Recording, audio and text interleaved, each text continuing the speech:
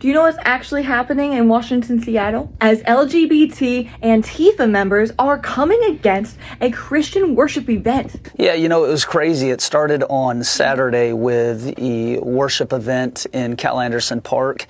And that event has, of course, been labeled by the media as some sort of anti-LGBT type rally, and it wasn't. That event offered free haircuts to kids, free bike giveaways, free groceries for the community, free prayer for people who were in need of it, and then it also incorporated a worship element at the end of that outreach.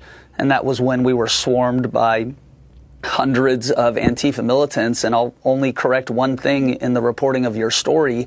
They weren't throwing water balloons. They were throwing water balloons filled with urine at Christians who stood in the park and were assaulted for the high crime of worshiping Jesus in a public space. But it gets crazier with the mayor's comments and the continued And the mayor followed it up an hour after that event ended.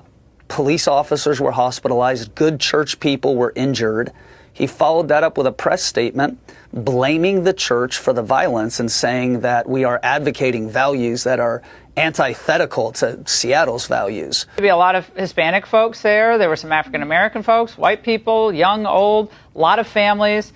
Part of what the rally was about, I thought, was the concern about the transgenderizing our youth, correct? Wasn't that part of it?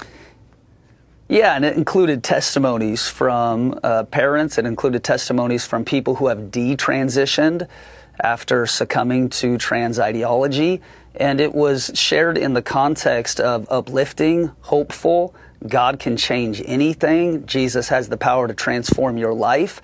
So it wasn't this, Westboro Baptist hateful rhetoric.